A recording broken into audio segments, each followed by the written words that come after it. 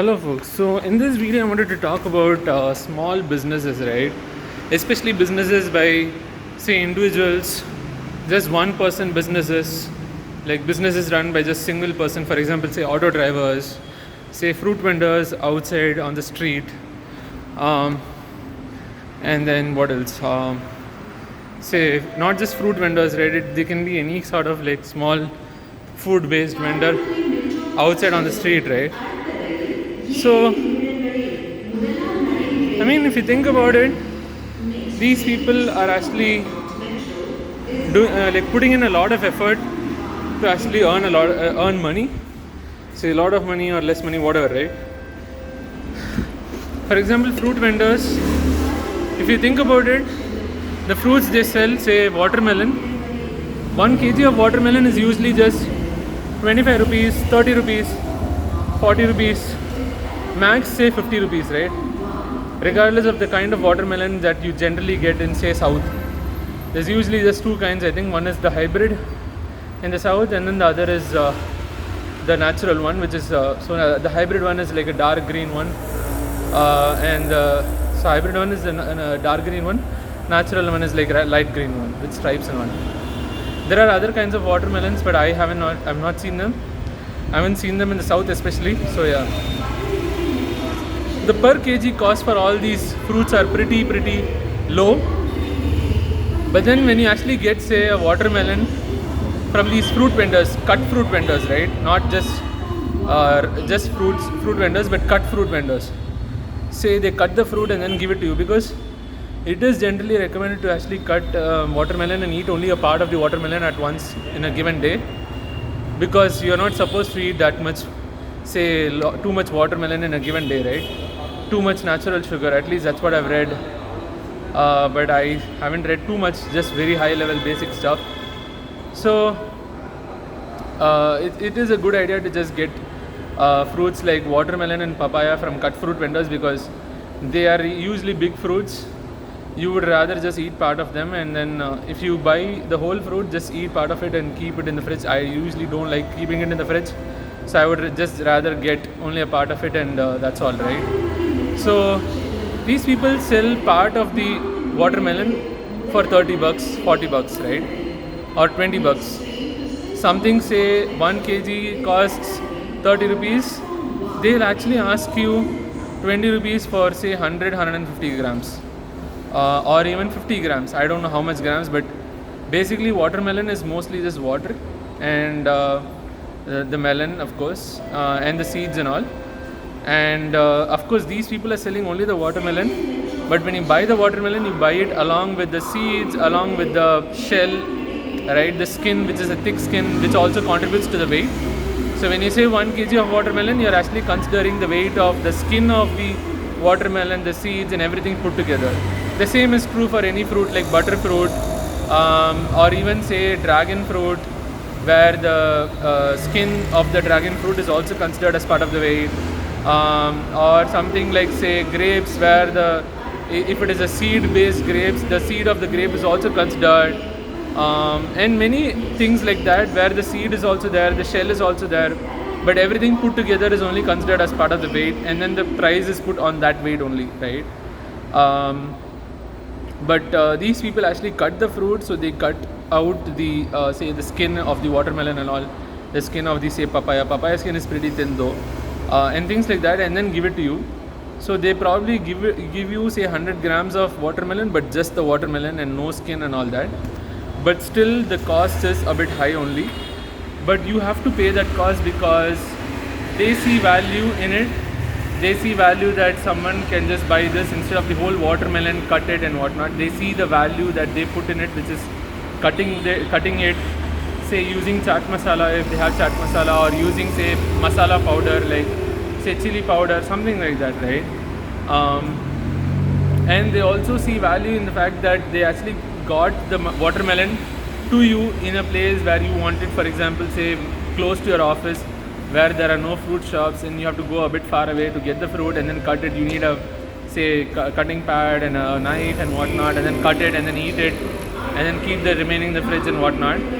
So they see value in it, right? So and also you are only eating a part of it. If the remaining gets wasted, it's actually a loss for them, right? So they are actually working at a loss too, in case the remaining doesn't get actually sold. So the high cost makes sense, and the same is true for any other vendor who sells stuff like this, wherein they take the whole, say a whole fruit or whole something, and then cut it and then give it parts. For example, jackfruit, no one gets a whole jackfruit, right? They get jackfruit in parts. I don't know actually how much a whole jackfruit costs depending on kg, right? But then I've got jackfruit in like just the fruit part, and usually it costs, say I think $50 or $75 or whatever per 250 grams, right? Usually that's how they put the cost, because usually they try to keep the cost below 100 or below 50, and to bring that below 100 or below 50, they reduce the grams. Instead of saying this much per kg, they say this much per gram, per 250 grams. But that is not true for, I think, apples and all. Apples, they say $200 per kg, $300 per kg. But for jackfruit, they usually say 250 grams, this much for 250 grams, because people don't buy too much jackfruit and all, I guess. Similar to guava and all. Guava, I usually hear people saying this much per half kg or like that, things like that, right?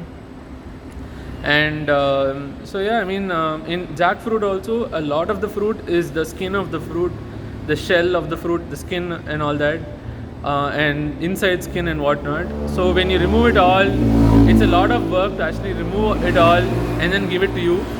So there is a lot of effort and time put into it, effort, energy and time.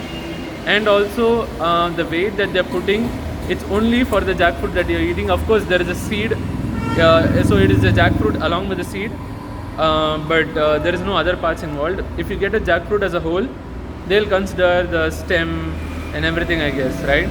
Or I don't know if they consider the stem, but they will consider the other stuff, the whole thick jackfruit skin and whatnot, right?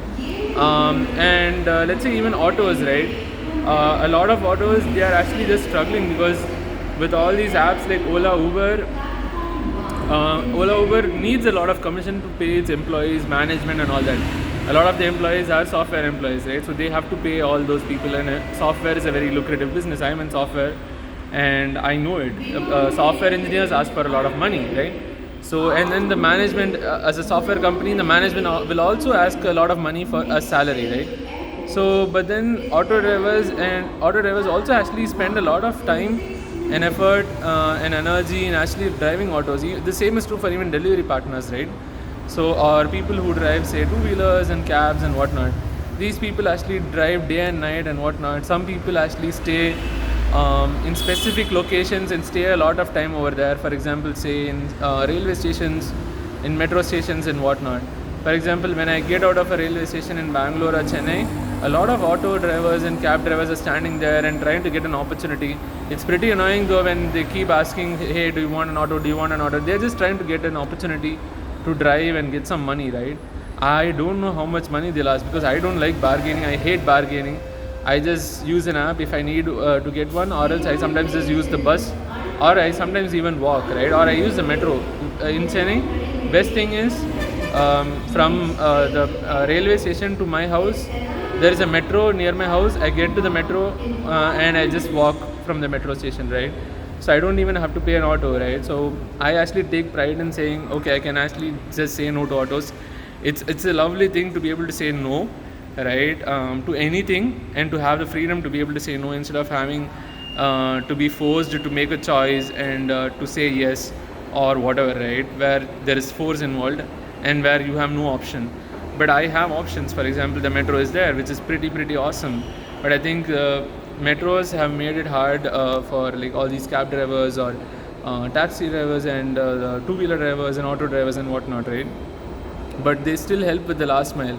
Nowadays, you can actually see the auto drivers waiting in metro stations. For example, even now, I'm actually noticing one guy waiting at a metro station. So, but the thing is, I mean, they are actually waiting for a lot of time. Like early mornings, I come from Bangalore to Chennai early morning at 5 a.m., 4 a.m. and then I reach the metro at 5 a.m. and there are autos standing there. I know some auto drivers who actually spend all their time in the auto. They sleep in the auto and whatnot, and actually they are waiting for people to come. And when people come and they ask for how much is the cost, we usually think it's only 1 kilometer, why are you asking so much? The thing is, it's not just about the 1 kilometer. We always think about that 1 kilometer, right? Even I think like that only. It's only 2 kilometers, why are you asking so much money? And sometimes I'm like, okay, it's fine, I'll just pay it off. If I have to, I'll be like, it's fine, I can pay it, and I'm okay with paying it. I only pay sometimes and all that. The reality is, these people are actually waiting for a lot of time to actually get the opportunity to drive the auto, right? So much time waiting to get an opportunity to drive the auto. They're like, I wasted so much time waiting for you. I've been sleeping the whole night over here in the metro station, and then morning you come, and then you say, this you can't ask this amount, you can't ask this fare and whatnot. It's not, it's unfair, right? That's what they'll think. They'll be like, you can't expect me to ask for less money. I am actually available on demand for you over here, not sleeping at night or being awake in the morning and whatnot. And there is also a rule by the government saying that from night 10 p.m. to morning 5 a.m. or 6 a.m., the cost of the auto is actually 1.5x, right? So of course they're going to ask for more money. The thing is, it's a sad thing for customers. Of course, they're going to be like, why do I have to pay so much money? But the thing is, you also have to think about what are the efforts that the auto drivers are putting in. And if you think that it's not really valuable, it's not worth it, I would say it's unfortunate, yes. Just say no. You have to say no if you don't want to pay for it, because auto drivers are not going to reduce their costs. I don't see it happening at all. They're being rebels and you're also being rebels. It's not going to work out for both of you folks, the customers and the auto drivers. Just move on. Customers need to find an alternative, and auto drivers probably need to find some other way to actually make it work for them, right? Because the thing is, auto drivers have to wait a lot of time to actually get their ride, and then like assuming they're not using say apps, and then they actually have to put in time to actually go to the place. There's traffic, there is time spent over there and whatnot, and then finally they reach the place and then they get the money from you, right? So I mean, if they think that it's their time and effort and service actually is valuable and are asking for a lot of money, yes. But if you think no, it's not worth that much money, then just say no to the service. Don't pay. Don't use the service. Just move on, dude. Just move on. Don't just argue. If you think it's not worth it, just move on. Don't bargain and all. Like, doesn't make sense because they think it's valuable, because they spent a lot of time in the auto and whatnot. They're riding autos day and night and whatnot, and like they're eating food outside whenever they get the time. They are actually using washrooms outside whenever they get the time, and they're putting in a lot of effort. So if they think that they need more money, say they can go for less rides and go for each ride for a lot of money.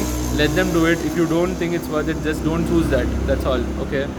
So, I mean, instead of saying, hey, you're asking for more money to auto drivers or fruit vendors and whatnot, just understand the value that they're trying to provide, and understand the effort that they're trying to put, and understand that you don't really have to pay. No one is actually forcing you to pay them, right? And a lot of times I do wonder, like, this person is actually looking at some $5, $10. I've also thought this. Why pay some $10 extra or $20 extra or $50 extra to some, say, auto driver or whatever, right? Because I've also thought in terms of like percentage. For example, for small numbers, if you think in percentage, the percentage is really high. When someone says instead of $50, hey, give me $70 or $60 or whatever, right? I'm like, $10 out of $50 is actually a lot of money. That's like 20% increase in cost. I'm like, no. Or when they say 70-50, no. 70, yes. That's like 40% increase in cost, right? So it's weird though. So 20 by that's like 40% increase in cost. So I'm like, that's weird. I wouldn't agree to it and whatnot, right? But then the reality is it's just $10 or $20, and people who say no to say tender coconut vendors, who say it's 45 rupees instead of 40, or who say it's 50 rupees instead of 40, or cut fruit vendors who say it's 40 instead of 30 or 30 instead of 20, they say no. I just wonder, dude, you just got Lay's chips packet for $10, $20. It's an unhealthy thing and you just did it. But for healthy stuff, you're not going to pay, is it? So that's what I think. But yeah, I mean, and also auto drivers, for example, they actually try to put in a lot of effort. Like I've also spoken about how auto drivers are annoying me when I'm actually walking on the road. They're asking me, hey, do you need an auto? if I'm looking at the phone, they are actually thinking that they're assuming or thinking that I'm actually trying to book an auto, or they're just wondering maybe I'm trying to book an auto. So they just ask me, are you booking an auto? Like, they don't even ask me, are you booking an auto? Do you want an auto? Where do you want to go? Where do you want to go is the first question, because they're just looking for opportunities, right? They're not assuming, maybe not always. They're not thinking, they're just asking. Their duty is to ask so that they get an opportunity. The only way to get an opportunity is to ask, because if you never ask, the answer is always no, right? Of course, if you never ask, you never know what's probably the answer, right? So they ask me, and it's my duty to say no if I don't want one. I usually don't want one, and even if I want one, I usually book through an app, right? I know it's annoying, but they're just trying to do their job. They're just trying to get an opportunity, trying to get a chance to ride. Though it's unfortunate that I would say no, or many would say no, because they don't want a bargain and they want it for low cost or whatever costs an app shows. They're okay with an app showing some amount of money, and I'm okay to pay for like whatever the amount an app says, because I don't want to argue at the end of the trip or before the trip and whatnot, right? That's just shit stuff, shitty stuff. I hate arguing. I've actually seen arguing. I've actually just moved away from arguments with auto drivers. I've seen very rude auto drivers. These are people who are immature, or these are people who don't know how businesses work. These are people who don't understand that kindness is really important in businesses. But it's just sad. So I would rather just choose an app, right? The same is probably true for even grocery apps. My grocery vendor, the person who was actually close to my hostel, he talks too much. He's very rude sometimes, or at least in my view, in my perspective, he's just showing off or whatever, right? And he's trying to give me gyan and whatnot when I don't ask for it or don't need it and whatnot. He just tells me stuff about people as if, and then he refers to me and whatnot. He argues with me and whatnot, and I'm like, should I just use a delivery app or something like Zepto or whatever, right? And get the groceries, because this stupid guy is like annoying me. So people don't want bad experiences. The others don't get it, right? People don't know when to display emotions, when to delay emotions and whatnot. People just get ahead and use their emotions immediately when they get it, and they haven't learned to actually display, like when to display emotions and when to delay their emotions. Especially business owners, right? Especially these single person business owners, right? So I think it's really important to learn some business stuff, communication, being kind, understanding when to display and delay emotions, and all that, to actually be able to be successful in business and get the money you want and get what you want, right? But most times these single business owners are in actually disadvantageous position, and it's just sad stuff. They are trying to put in a lot of effort, but it's somehow, somewhere in the process of their business, something gets messed up, and it doesn't work out for them. Say for cut fruit vendors or auto drivers or anyone like that, or tender coconut vendors and whatnot. But at the end of the day, to some extent, they do earn some amount of money, but they can do better, right? But that's the tragedy of small business owners and any business owner who doesn't understand business properly, or what they're providing, right? And what is the value they're providing, and what people see value in and whatnot, and how to deal with people and whatnot. Anyway, so that's all I had for this video, talking about small business owners. I'll see you in the next one. Bye bye.